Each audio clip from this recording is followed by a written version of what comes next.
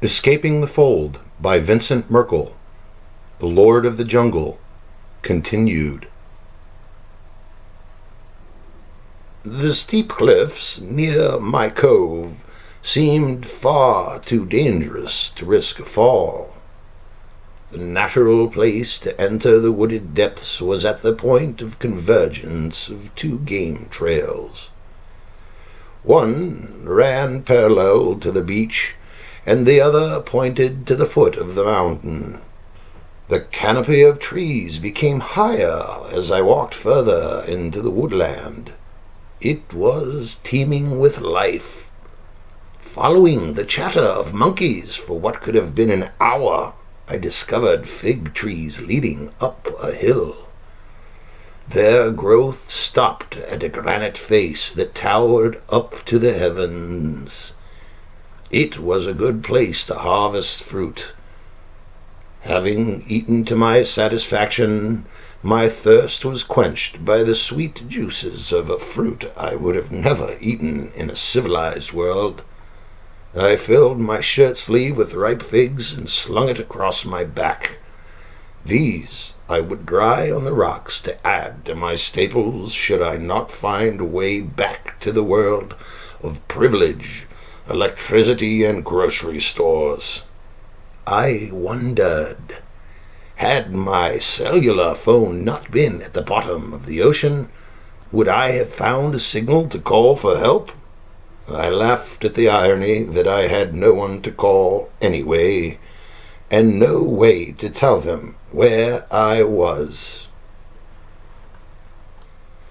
I cast my eyes up the monolithic slope, searched for a foothold, and found none suitable to make a climb. It was as good a time as any to broaden my search. I followed the trail that continued to the east. The monkeys stayed high in their perches, yelling down insults upon the brazen intruder that walked upright under them. They jumped from limb to limb and became more agitated with every step I took. I stopped and looked up at the little screaming men. I guessed that they ranged in size from about 15 to 30 pounds. Before I entered their realm, the hairy creatures foraged without such drama. I held my spear, teak, hardened by fire and sharpened to a vicious point, smooth, sleek, and well-balanced in both of my hands. My ears searched the frantic monkey voices for reason.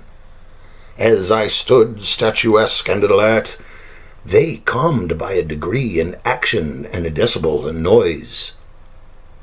The air was heavy and still. I took another step forward, and their screams and taunts resumed. I tried to smell the air, but being a man of many vices, my ability to discern the more delicate of nature's scents was somewhat destroyed from years of being in smoky places. I could smell the animals, and the smells mixed with each other. To me, it smelled like monkeys, but soon I would be able to tell you what a jaguar smelled like. Well, it was not exactly a jaguar whose game trail at the base of a mountain I had invaded. It was a dark, silvery lion with irregular spots that I saw when turning my head to the direction from whence I came. The creature glared at me, crouched in some tall grass at the edge of the path, head and ears flattened with a twitching tail just barely hidden by the foliage. The creature was stalking me. For a 225-pound, 6'2" man to claim fear of a cat easily 165 pounds seems cowardly, but only for those not being menaced by such a creature. He was no specimen I had ever read about or witnessed. His silvery coat was smoky, and light shimmered from his rippling muscles. His broad, flat head sported two canines that were almost like downward-turned tusks. I gently cleared my throat, and the creature made a spastic twitch forward, but the talons of his advancing arm did not leave the ground. Just as the thought entered my mind of yelling at the creature to frighten it away from me, it tore out of the pocket of grasses about 15 yards away and offered a challenging scream, the likes of one which could rattle the nerves of any creature about to be pounced upon. I knew running would mean death for me, so I raised my voice in a scream and turned my body and spear to face the sinuous charge. The distance closed before one could blink an eye, and in that fraction of a second I charged the lion, spear pointed up and at his breast. He would have killed me had I not closed the distance. I am sure he felt so as well, because as I came toward the stealthy hunter, I looked in his eyes and noted a look of perplexion there. I am sure he was wondering why his dinner was not running away. And the great cat was already in midair, committed to his trajectory with outstretched claws, when the point of my stick pierced him. I turned all of my weight, much as a boxer might, while driving a jaw-shattering blow to an opponent's face. I pivoted out of reach of the shredding menace of those sharp, rending claws, and drove the tip of the spear through and beyond the feline's heart. A fast backward movement and step to the side was maneuvering that was enhanced by tripping backwards over a root that left me untouched by those wicked talons. The massive predator crashed into some bushes and a nearby branch, then fell to the ground. Screaming out in agony and rage for the black and burned shaft protruding from his breast, he flopped and jumped on his back, futilely scraping with forepaws to extract the offending object. With a few spasms, his muscles bound in knots, and the last trace of life left him. The monkeys were delighted with their show. They jumped and scolded me and the cat, and threw twigs and branches down at us. They leapt in utter ecstasy over what they had witnessed. I looked up at them and knew that they had saved my life. I offered the primates all of the figs from my shirt as thanks for their warning, and withdrew the spear from the lion. It wasn't long before the little hairy men were fighting amongst themselves for the fruits, and had clearly forgotten about me, occasionally attacking the still carcass of the cat in defiance of the lord of their primitive world. I found a stick sufficient in strength to hang the lion by his back legs and skinned it. I had learned from my father never to waste resources and to use every part of an animal from a hunt. He taught me that this would be most acceptable to the Creator of all living things. I built a fire, cut a piece of meat from the animal's haunches, skewered it with a stick, and cooked it over the coals. The meat was lean and tough. It left a bitter taste in my throat and mouth that was most unpleasant. Even though I vowed to never eat of that species again if I was not starving, it did not upset my stomach, and it gave me strength. I was very lucky to be alive, and I knew it. If I were to survive, I would need better weapons. The adrenaline that surged through my veins made my limbs shake for most of the remainder of that day. With jittery hands, not used to the brutality of combat with lions, I eviscerated the poor creature and washed his pelt and intestines in a nearby creek. The skin would make decent bedding once tanned, and the gut would lend itself nicely to a bowstring once stretched and dried. I was accustomed to hunting with a bow and arrows, as were most children who grew up in the rolling hills of Virginia. Hunting, fishing, and using what the land gave us was a way of life until we were lucky enough to go to college, get an education, and learn how brutal, callous, and uncivilized we were for looking our food in the eyes before we slaughtered it for consumption. The days after my childhood, when the age of instant information came, society began to believe that hamburgers grew on trees. I was fortunate enough to have the skills needed to live well in the wilderness. Feeling that the cat was unpalatable, I gave his unused remains a swift burial in a shallow grave. I must have been very lonely, because I gave him a sermon, ashes to ashes and dust to dust, and a few more irrelevant mumblings. I wrapped the cleaned intestines in the pelt and refilled my shirt sleeve with fresh figs. I went home to give thanks to the God that guided monkeys and enjoyed an afternoon of being alive. I would be happy with fish and figs for dinner.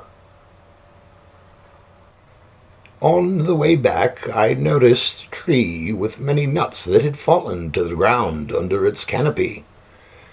Animals had clearly been foraging for these little tidbits of protein, which was a signal to me that I should try one.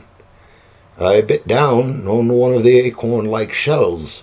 It was much too bitter to eat without processing, but I knew that bitterness to be tannin oils, the natural defense of a tree against insect infestations.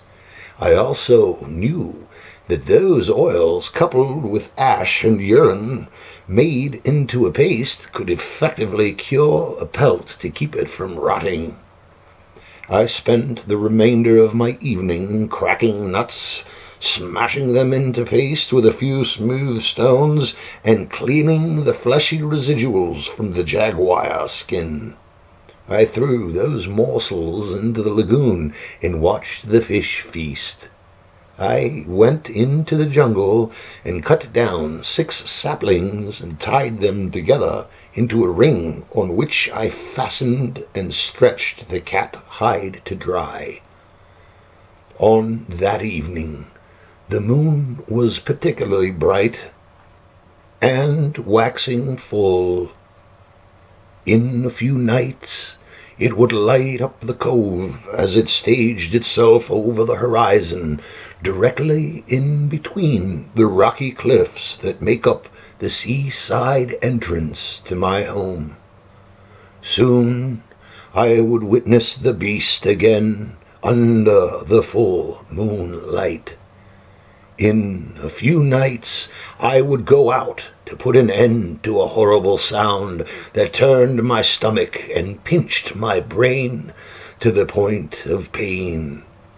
In a few nights I would realize that the creature at the beach had been swimming in the depths of the ocean and playing a role in the development of war between mankind for as long as man is taken to the seas. The beast had been forgotten by humanity, yet his powers of corruption and deceit had grown and had a stranglehold on peace wherever water quenched man's thirst. You see, our schools no longer teach arete. Courage and virtue have become an unrecognizable line in the fading fables of antiquity, while hubris and insult to God became a justifiable way of life. The world's historian and author, Homer, has been reduced in importance to a mere storyteller, even though he warned of a power so malevolent that heeding the author's counsel lent strength to the world's greatest societies. When nations fell away from the fear of the evil creature, it divided their citizens and filled them with pride, apathy, and poison. Those affected by his guile became destroyers of culture, mercy, charity, and faith. At this point, the obvious needs to be stated, that I know what you do not yet know about this story and the fate of the survivors of the Tilly. George and Vangelis were alive. It was on the night of the full moon that I began to see a possibility for communications with them. It happened when the mesmerizing, eel-headed demigod of the deep engaged me with his song in search of a trophy. He would try to fulfill his need to corrupt and control any cognizant being that would be a tool for his bidding. The Siren Song. The days before the full moon and my encounter with the strange beast of the beach was spent exploring the trails and foraging for food and supplies. I fashioned a bow from an ironwood sapling, a strong and sturdy length of wood from a species unknown to industry. By stretching the fresh jaguar intestine over the ends of the shaped and balanced wood, the result of the gut drying in the equatorial sun was a taut line to be plucked on a lethal weapon. It was carved to fit my hand, with a nook to rest and guide fire-hardened arrows fitted with tips of chipped obsidian and flint, and later dressed with the feathers of the swiftest birds. Pieces of dried leather from the limbs of the wildcat were transformed into a quiver and strap for my new and formidable weapon. I gave thanks to my father, who taught me as a child the value of workmanship and the ways of the native peoples of my home, the aboriginal hunters known as the Red Men. With the help of my new bow, my yield and meat kept my belly full. It was not the kind of satiation I was used to in the days before being stranded. Now, hunger became a driving force and constant companion to my loneliness, driving me further and further up the clearing coast and deeper into the jungles in search of sustenance and civilization. I began to collect feathers from birds shot and fletched my arrows. I had accumulated a few pelts from smaller creatures who gave their lives for my survival. From the bed of a creek inland, a cache of clay piqued my interest. I molded and fired a few jars that now held a stash of sea salt dug out from a reserve in a nearby cliff. I found cattails at the end of a blackwater creek. I harvested the starchy tubers and ground their heads to make flour that I made into flatbread leavened with salt and hope, that I baked in my mud and stone oven. I succeeded in firing a stoneware bowl that could handle the task of boiling water. I fashioned a thick bamboo chute into a water container and fitted it with a cap and lanyard that I could carry as my canteen. This item enabled me to range further and further on outings from my abode. I knew that I could trust the clarity of the crystalline liquid falling from the spring at my hidden paradise. I fitted smaller bamboo stalks with grass and vine ropes and fish-bone hooks that I cast into the depths of the lagoon. The crude fishing devices offered me the time to create weapons and develop my stores.